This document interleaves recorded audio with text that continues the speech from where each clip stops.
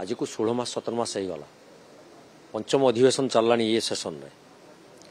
किंतु कौनसी गोटे लोक आम नजर रे आसी नहांती जहाको कि सेमाने अपराधी बोली साब्यस्त करथिले एवं तांको आनिकी लोकलोचन को सामना को आनी सारलेनी बोली। तेणु ये जो बाहस्पटिया कथा सब कहउचंती समय पड़ले लोक मानकर दृष्टि को आढ़ुआड़ को नहीं जीवा पाई सरकारंकर जो विफलता को लोकलोचन रु दूरे नवा पाई ये जो कथा आक्षेप करुचंती ये कथार कौनसी मूल्यवत थिला भली लागु नाही। कारण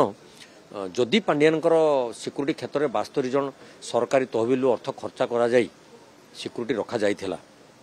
तदंत कहीं करूना कुआड़े गले से पांड्यान कौटी अच्छा कौटी नहीं लुचेक रखिंट ये डबल इंजिन सरकार डबल धोखा दौरान लोक मान कौन पर एपर्यंत तदंत परिसर को आणुना राज्य जो कोटी कोटी टंका दुर्नीति कहते हजार हजार कोटी टंका अतीत सरकार समय दुर्नीति कार पैसा ये राजकोषर अर्थ ये साधारण गरीब खटिकिया अर्थ जदि प्रकृत में एवेकार सरकार से टिके मात्र हृदय दरद था साधारण लोक अर्थ को एवरी जो मैंने अपव्यय करें से आईन अनुजाई कठोर दंड दबु बोली सी एबे हेई सारंतानी बेसी समय दरकार नथिला। सरकार तो निजे तांकर पुणी डबल इंजिन कहउचंती केंद्र भी अच्छी राज्य रही प्रतिबंधक कोट रही कौन हो पार देखु जिते ये जो अधिवेशन आरंभ है आमर एथर विधानसभा 2024 मसीहार विधानसभा आरंभ है सेतबले जेतबले गृह मध्य आलोचना पर्यालोचना होउतला सेतबले सरकार दलर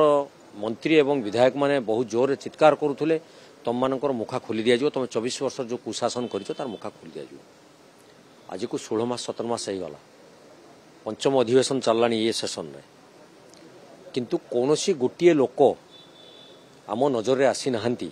जहाको कि सेमाने अपराधी बोली साब्यस्त करथिले एवं तांको आनिकी लोकलोचन को सामना को आनी सारलेनी बोली।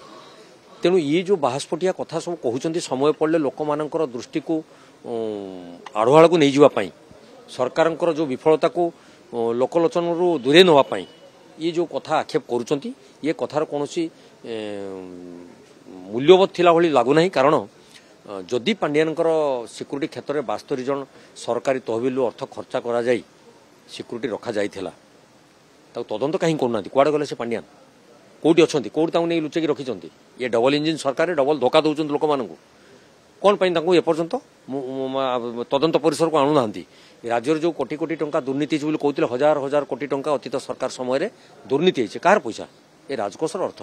ये साधारण गरीब खटिकिया अर्थ जदि प्रकृत में एवेकार सरकार